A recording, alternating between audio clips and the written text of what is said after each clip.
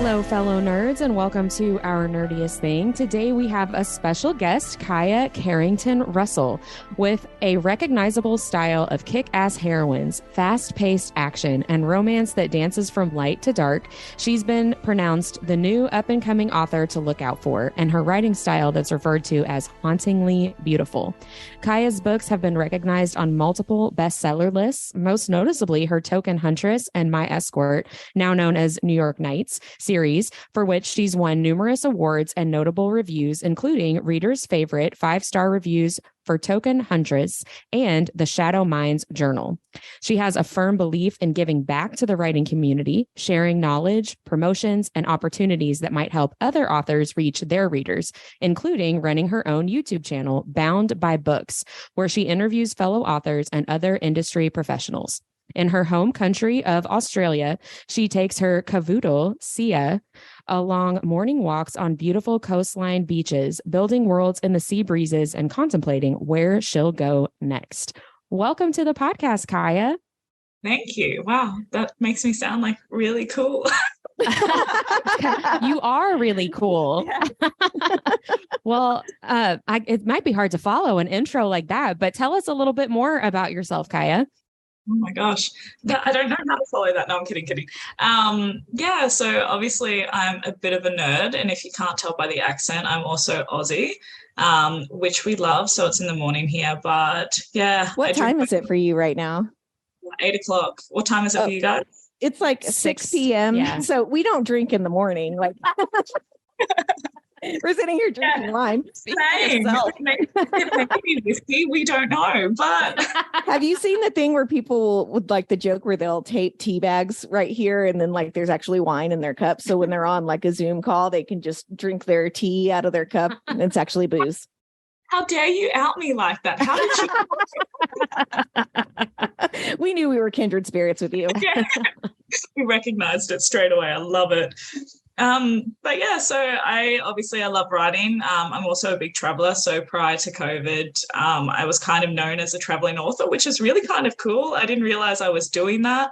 But I would always do videos when I was traveling. So I would always check out with just checking in that I'm happy and that I'm safe. And that was just so family and friends knew that life was good, I'm safe. And then I remember being at a signing and I was in an elevator with somebody and they were like, "You're that traveling author, aren't you?" And I was like, oh my gosh, that's what I'm known as now. So I love that. And yeah, and I love food beyond measure. So that sums me up in a nutshell. Coffee, travel, food. I'm set. Okay. Have you been to the States? Yeah, quite a few times. And I am coming in a month's time, actually. I'll be over there for another 4 weeks. Oh, that's great. And we'll see you at Imaginarium Book Festival. I know. I'm so excited. Are you guys going? Yeah, yes. We'll actually be moderating the panels through the weekend and then we'll set up a table and stuff. So we'll come say hi to you in person. Yeah, that'd be so cool. Yeah, we're really excited about that. Yeah, it's going to be really, really fun. So what's the best place you've traveled?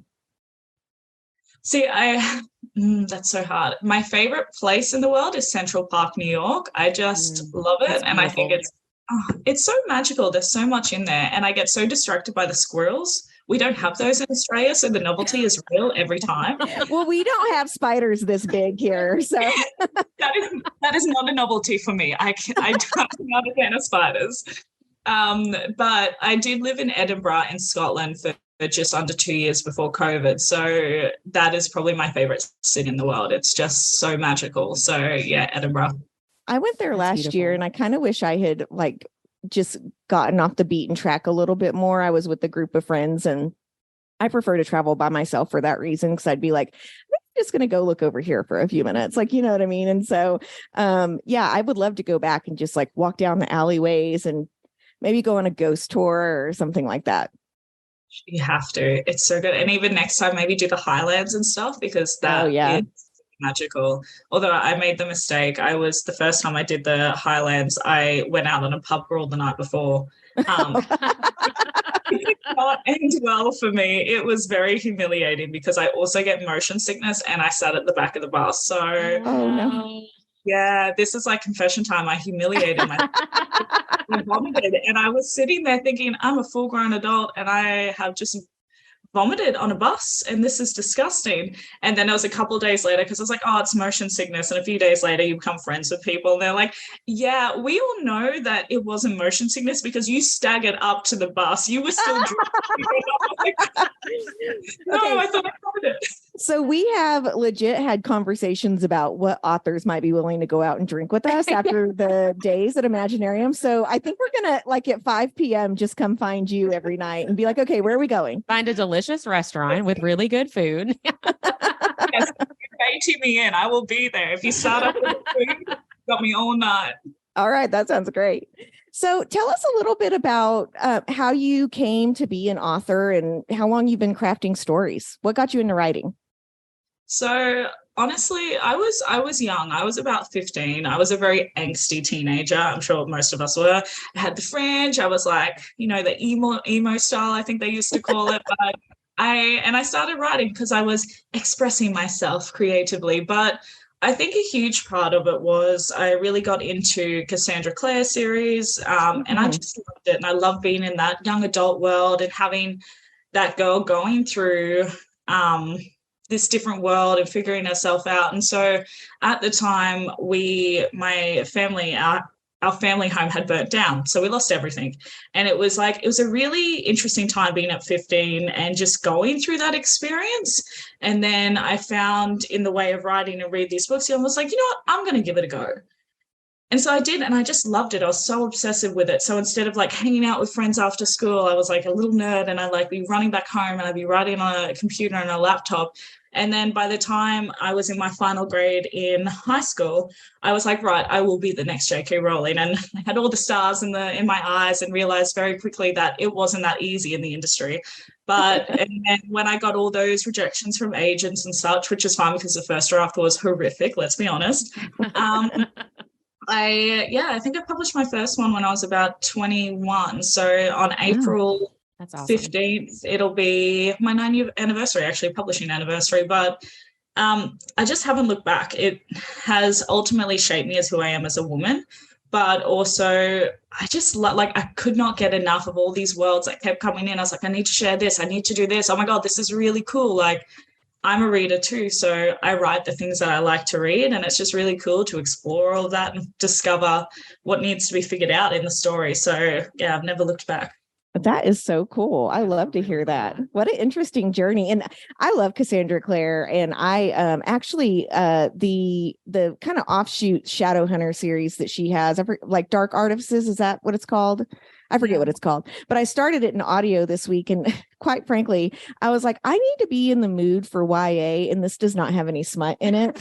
So I'm going to come back to it. And I went back to Carissa Weeks is also going to be at Imaginarium, and I'm reading one of her series right now, and it's got some good smut. So I decided to turn to that, and I'll go back. I think maybe I'll read Cassandra's books in the summer. Yeah. Yeah. So speaking of books, tell us a little bit about your Token Huntress and your New York Nights series. So once I was no longer a teenager, I also turned to smut. We all do. We take the baby steps and we're like, that's nice, but like, let's bring in some more action, shall we? Right. So This is the way. This is the way now. This is the I am woman, hear me roar. So Token Huntress was an interesting one because a lot of my books, they come to me like in dreams, and then I'll just like daydream for a couple of days, whatever it may be, thinking, okay, so, and it might be a small snippet or a small scene. I'm like, what is happening between these characters? What is this world that they're in? And Token Huntress was really left field because I loved the Twilight. I was a teenager. I was all about it. But we all did. It's like that shame pleasure mixture.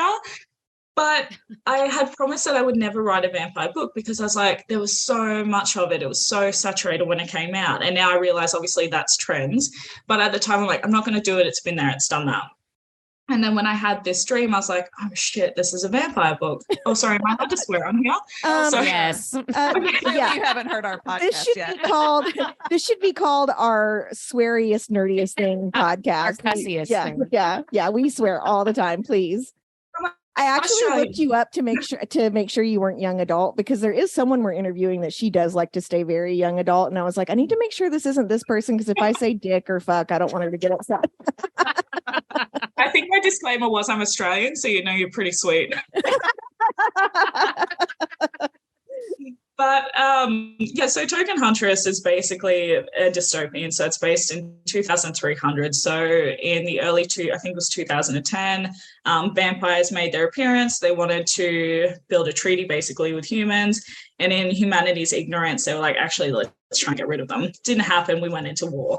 And then this is 300 years later, where you have what's called hunter guilds. So they were humans that were ultimately altered to sort of match vampires. So when they have fluorescent colored eyes. When they turn 18, they each have an individual gift and are specialized in certain things. Whereas Esmore, our main huntress, her eyes go dull when she turns 18. So there's something already wrong with her.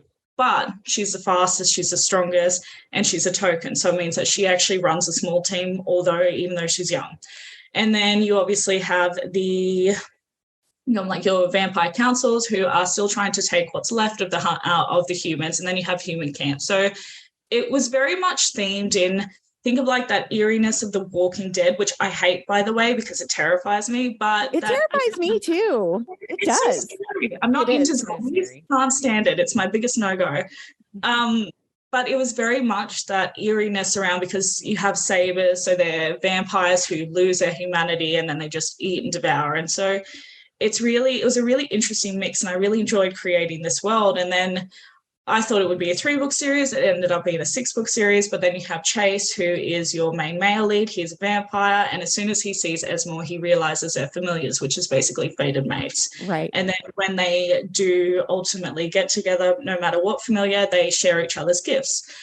So it's really, and then she almost ends up dying in a big, she's very self-sacrificing for a team in a big blast and explosion. So he takes her back to the Vampire Council basically, as he kidnaps her, but he's also looking after her. And so she takes this opportunity to explore the council that they've been trying to discover and unearth for a really long time. And then, all the good stuff comes out. And so what I love when you say good stuff, do you mean smut? Of course. Okay, good. I'm like, the good stuff like in plot or the smut comes out of his pants. Right. Yeah. There are so many scenes that I wrote with this, and I was like, you know what? Immortals just can do it so much better in so many ways. And I'm like, that's not physically possible, but I love it. So yes, I enjoyed writing these books very much. And especially because the main characters are very different. Like Esmore's very cold, she's very steely, she can't show emotion, whereas Chase is very goofy and out there, but also very kick-ass when he has to be. So, but yeah, love those two. Anyway, I feel like as soon as you ask somebody about their books, they just ramble. So I definitely do that. That's why we're here. We want to hear all about it. I'll tell you everything that happens. But what I love about Esmore's character too is she was really the first anti-hero I wrote. So everything that she justifies and does, there's it's the good and the bad. It was the first time I really started blurring lines with the character, and I loved it because there's a lot of action, there's a lot of fighting, she can't control what she has inside of her and things like that. And I was like, ooh, I have a taste for this gritty dark side. I really like this. And then you have New York Nights. So it was originally written as my escort, which is exactly how it sounds. You have Clover. She's a really terrible boss. And then she's always trying to just make her feel like crap. And I feel like a lot of women have had that experience in a work environment where you've always had somebody talking down to them. But when you're in a rut, you just kind of put up with it. And that was where Clover was at. And so when she decides to bite back a little, she hires a male escort for the night and invites him to a masquerade ball. And then this is when you meet Damon. And so you have mystery behind who he really is. And the two kind of just keep meeting. And then they go into this fake dating relationship where obviously, it kind of starts to blur a bit, but they learn a lot of each other in the process too. So that was my first step into contemporary romance. And then recently I have republished it. It used to be a 3-book series. And then I recently republished it. So Damon and Clover is the first book. And then the second book is on another main character. And then the third one as well. And I've kind of enjoyed that writing styles a little bit more as well, because I think it just needed to be remodeled. I wrote the first one in 2015, so it was really fun to revisit it and shape their relationship a little bit sharper, because my writing's become a lot better too over the years. So sure. And you just said all my favorite things: kidnapping, fated mates, fake dating. I'm hoping there was like one bed somewhere. Yes, there is. And if you can, yes. Okay, I'm in like, both. check. Signing up right now. Both. Because in Esmore, she wakes up in his bed, and then in the which one is it? The second one in New York Nights, in Sotney and Alex's, there's a one bed situation. I'm just like, delicious. I love these tropes too, so I love writing them.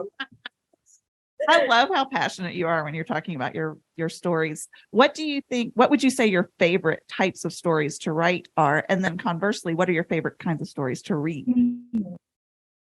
I love writing the dark, gritty anti-hero. And that'll, even in a couple of my other books, like the Shadow Minds Journal, I have a similar style, and I really like seeing how far I can push that. And I just like writing a kick-ass woman. Like, who doesn't love that? But I love creating them as physically strong. They're physically capable, but they have issues around vulnerability. And I feel like that is really what drives a character, is that emotional response. So I really like drawing that out of them. And I just love that she can like be like, you know what? If I want to kill this village today, I'll do it, because she can. Why not? But I do love the smut as well, because, you know, we're all adults here. Like, it's fun to write. It's fun to see how different relationships and characters work. There has been many times where I've written characters and then they finally got together, and I'm like, I didn't think you would be like this together. This is really filthy. So it's really fun to explore that side of it as well. And to be honest, I like reading the same kind of stuff. Like, I love that action-packed fantasy, but with smut, it's probably one of the first things I'll ask, and they'll be like, yeah, it's a really good plot line. I'm like, awesome. But like, what's the romance level in it? Because, you know, we've got to consider that too. So I think I write what I read, and I will read contemporary romance as well. So I've been exploring recently the darker romance in that. I like it. I don't mind it.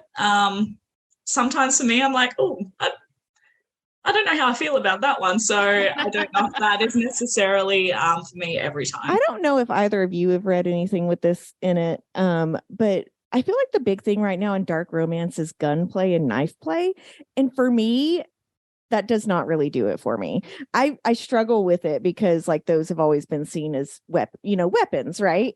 And there was one little gunplay scene where I was like, all right, like I could, if I pretend this is something else, I'm kind of cool with it.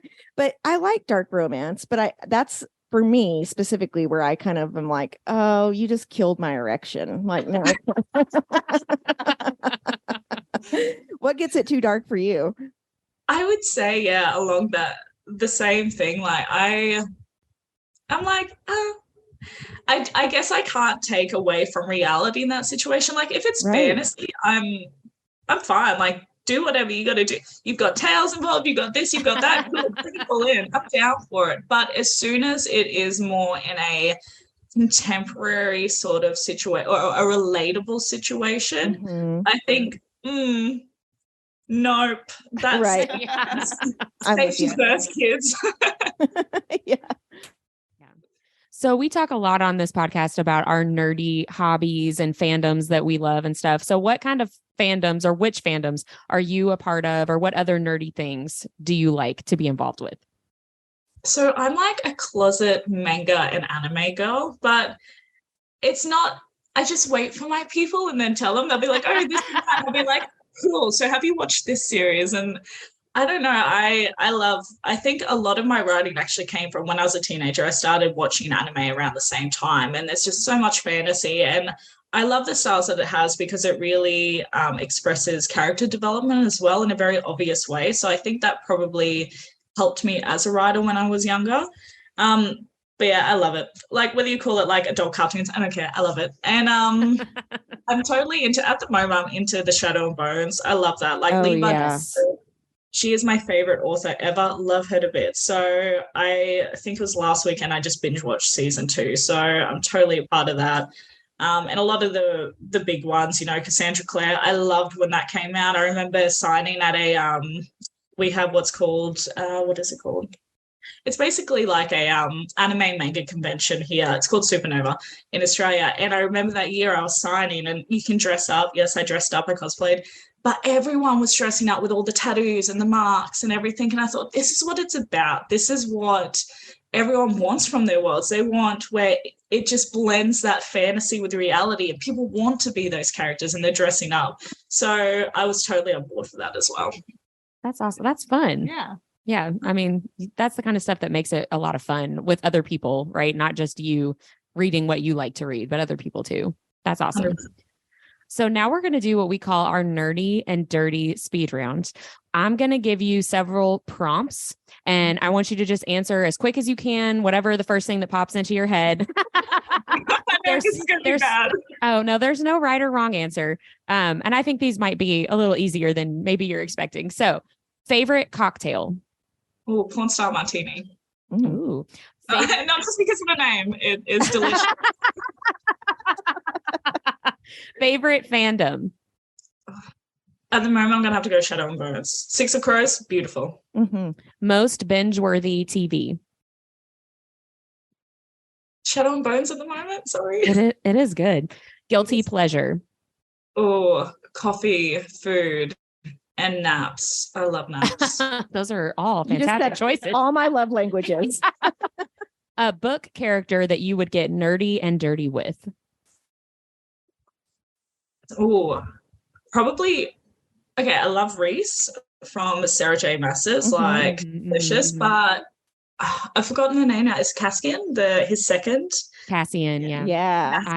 That is the correct answer. Good job. I'm into that. I like Cassian too. Team Edward or Team Jacob? Do you know, it's interesting. I never actually thought about this as a teenager. So I have to think long and hard, but I actually think I'm going to go Team Edward. One, I don't know, it's a broodiness. I'm into it. Two, I think I would be left alone more if I was dating Edward than, I would still get to do my good point. That's a good point. He'd let you read your book, wouldn't he? Yeah. He all in your face. Let me do my thing. Hilarious. I'll call you when I need you. And it's so bad. But, and also, I don't know, the thought of the opportunity of immortality, I think any fantasy writer's more, maybe that'd be cool. Who knows? Who is your book boyfriend or bestie? Oh, yeah, I'll go with Caspian again. Again, correct answer. Good job. Who is your book girlfriend or bestie? I love Nina from Six of Crows. She's awesome. Yeah, she's really great. Smut or plot?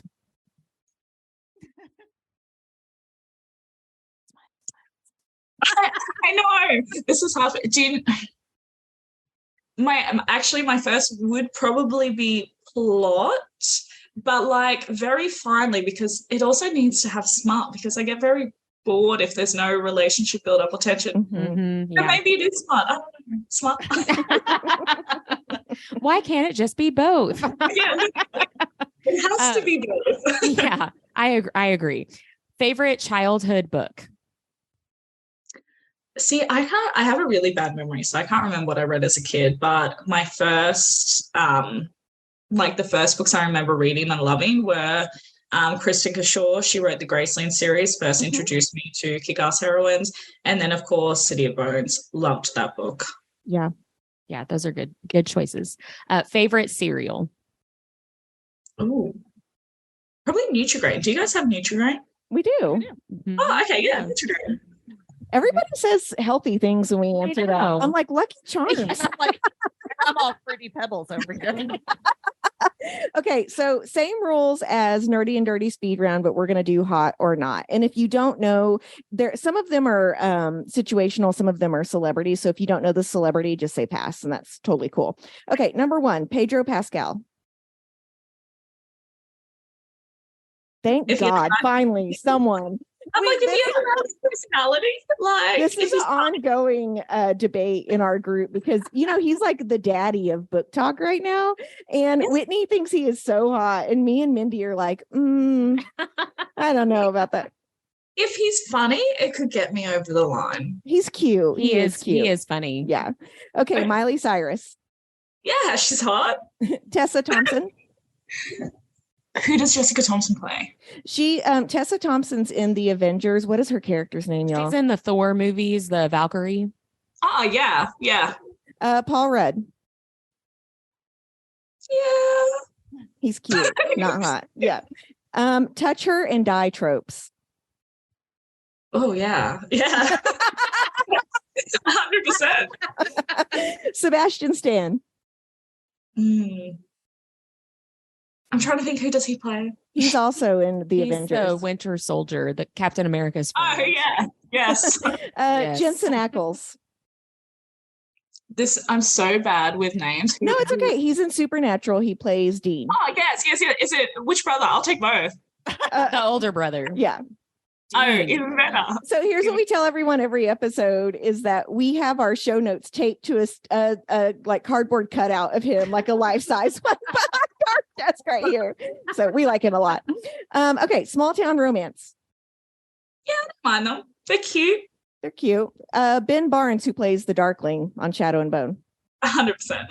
Okay, I do have to have an So offshoot hot. question. Mal or the Darkling?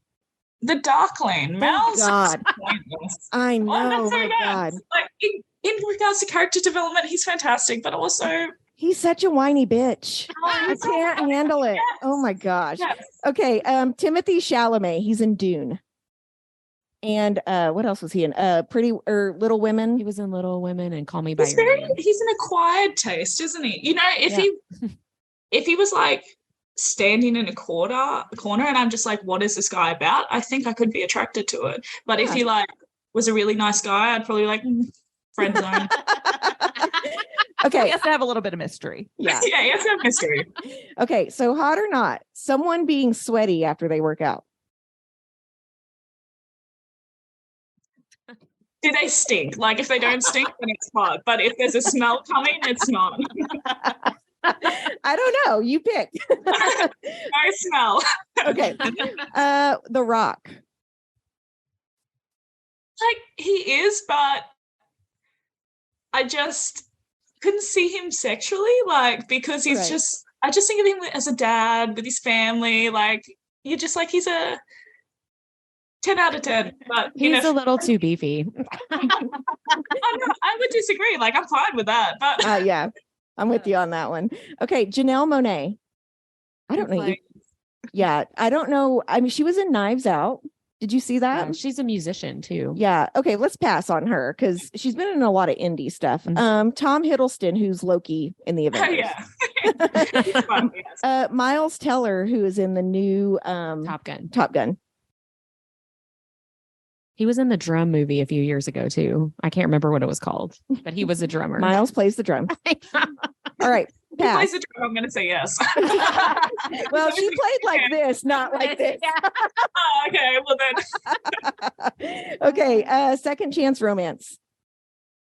yeah, I'm into it. And final one, Kristen Stewart, who's Bella in Twilight. Yeah, I found it kind of annoying, but like, yeah, now she goes all right.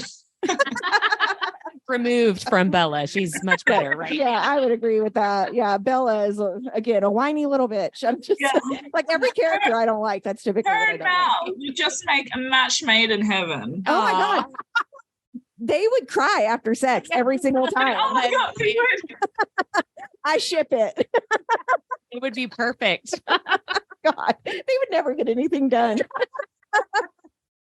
Okay, so thank you so much for playing along with us on that. That's one of our favorite things to do. So besides Imaginarium Book Festival, which for our listeners is coming up in Washington, D.C. on May 20th and 21st, what other events or festivals do you have going on this year? Yeah, I have a little bit actually going this year, which is super exciting. COVID kind of blocked a lot of that. So this is the first year that I'm going back out on sign-ins, which I love. So we have Rare in Melbourne, which is April the 21st. I would die to go to that. Yeah. Oh my gosh, I'm so excited. There's so many great authors going too. Like I have this problem when I'm at signings because I'm always like jacked up on lollies and coffee and just I want to be everyone's friend. So I'll often have whoever's my assistant call me. They're like, there are people here at your table. We're like, yeah, but I'm talking to everyone. I'm having heaps of fun. So I'm an irresponsible author at those signings. But I have Rare, and then I'm going to a Polycon as well. So that is awesome. In Washington, D.C. I'm so excited. If you can tell Jennifer Armentrout we'd like media credentials to that. We've tried and tried and tried. We're gonna get in there at some point. Yeah. Man, I'll just slinky over to her table and just be like, wait, by the way, here's their card. But yeah, I'm stoked about that one. I'm a huge manifester, so I manifested that one. But then I have Imaginarium, which I'm super excited about as well. And then only about a week after that, I come back to Australia then, so I'll be in the States for about a month. And then I'll come back in June. The first weekend of June is Babe in Sydney as well. So that's exciting.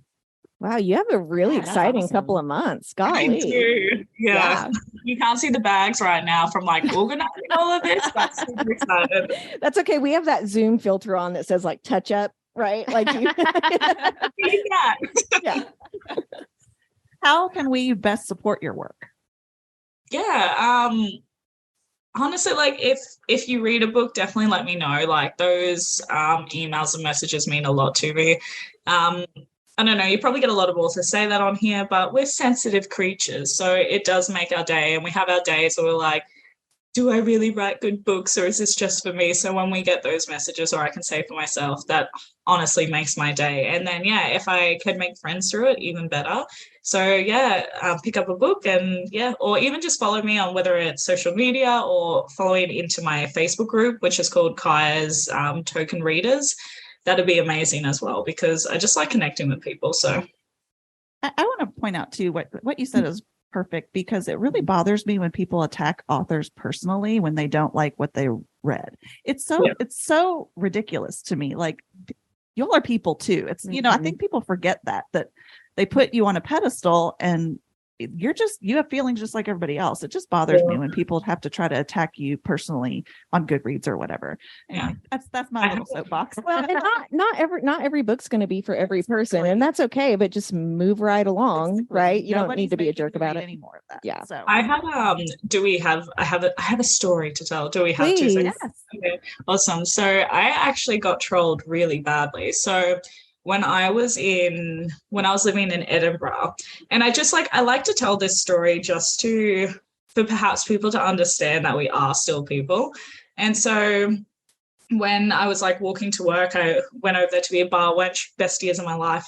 And I looked at my phone and I had hundreds and thousands of Goodreads trolls just smash me, one list through my entire thing, just telling me how I was the worst author, I was the worst writer, I was this and I was that. And I got to work and I just burst out into tears. And I don't cry too often. And so it really, you do have to grow a thick skin being in this role. Like there's a difference between understanding that your book is not necessarily for everyone, and then having that kind of attack from people that you can't even defend yourself from. And so it actually really messed with me. It took me about a year and a half. I didn't really write after that. It really stunted me for a while because it was really terrible. And I thought I was a pretty tough person. And so I can understand how some people take it so personally as well. Sorry, my dog is barking. See ya. She's a cavoodle. She looks like a teddy bear, but if somebody walks past, she thinks she's like this beast. we get a pet on every episode. Yeah. Just like jumping in. But yeah, so, and I like to use that example too, because in hindsight, that was great for personal development for me, because I'm like, you know what, if I do want to be Lee Bardugo, if I do want to be Sarah J. Maas, I have to really get used to that kind of feedback. And even putting yourself on TikTok, I've had, similar comments, and you kind of have to learn to not take it personally. So at that time, I wasn't prepared for it, but I feel like I'm better prepared for it now. And it's unfortunate that you have to have that kind of mental preparation for that, but it is the nature of the beast as well. So Also, if you're listening to this, just because you say you need a thicker skin does not mean that readers are allowed to be assholes. So just don't do it. Be kind to our authors, because I mean, authors are what keep the three of us going. Yeah. Right. Yes. So, I mean, I don't know what the fuck I would do with my time. Like, I read and podcast. That's it. Yeah. Sometimes I say hi to my children. It's so good. I'm so sorry about my dog. Oh, don't apologize. It's fine. So you talked a little bit about your Facebook page, and then we know you're on Instagram. Is there anywhere else online we can find you? Yeah. You find me everywhere. I'm such a peacock. So I am on Facebook. I'm on Twitter, though I don't really use Twitter. TikTok I love. I go through phases. I love creating a whole pile of content, and then life gets busy and then I don't have time, which is that time now. But I do love TikTok. It's fun. And yeah, Facebook group, my website, newsletter. I have a YouTube channel and podcast as well. So I have every 2 weeks, a new author that comes on there and sort of just explores their journey a little bit. And yeah, just reach out anywhere. Tell us the name of your YouTube channel one more time, please. Yeah. So you can either look up my name, Kia Carrington-Russell, or Bound by Books as well. I can't wait to listen. That's exciting. Our final question, and this is something that we do every week on our podcast. We all discuss what was the nerdiest thing of our week. So what's something that happened that was nerdy. So we'll give you a little more time span. So maybe a month or so. What's like lately the nerdiest thing that you've done or experienced? Yeah. Do you know, it was only yesterday, actually. Bringing up the alcoholism again. No, we're already best friends with you because of this, so don't worry about it. Yes. I'm already planning our dinner date in May, so. Friday, send through the schedule. I'll be there. My partner and I yesterday, we were like, you know what? It was Sunday. We're like, let's see where the day takes us. And where it took us was at a kids arcade called Time Zone in Australia at 10 a.m. ordering a drink. And I'm like, I don't know if you guys have that rule there where you kind of like, oh, it's only 10 a.m. Should we be drinking in public? Well, that's why you put it in orange juice and then it's okay. Exactly. That's where I went wrong. But what made it worse was there was a kids party next to us. And I was like, we may have sinned here a little bit. But then after that, we had great time for about 2 hours in the arcade. So yeah, that was the recent nerdiest thing. Is just being big kids with big juice. I was sitting next to a kids party anyway. Yeah, that honestly sounds super fun. Like go to an arcade and have a drink and have fun. I have such a pointless skill set. You know how you have your hoops?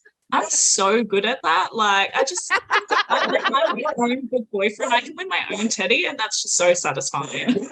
Nice. Well, thank you so much for being on the podcast, Kaya. It's been awesome to talk to you. And I'm serious about the dinner date at Imaginarian. We're making that happen. Let's send us what your favorite food is so we can find somewhere cool. Oh my gosh. That's how we are too. Yeah. We'll eat anything. So literally, I'm like, that is the one question you can't ask me. You can ask me plot, but you can't ask me what food. I will eat everything. So everything. We'll find somewhere good. Yes. I'm excited. Thank you. Yeah. Thank you so much, Kaya. It's been great to talk to you. Yeah. Have a great day at work. Yeah. Have a good day. Will do. Thank you. You too, guys. Bye.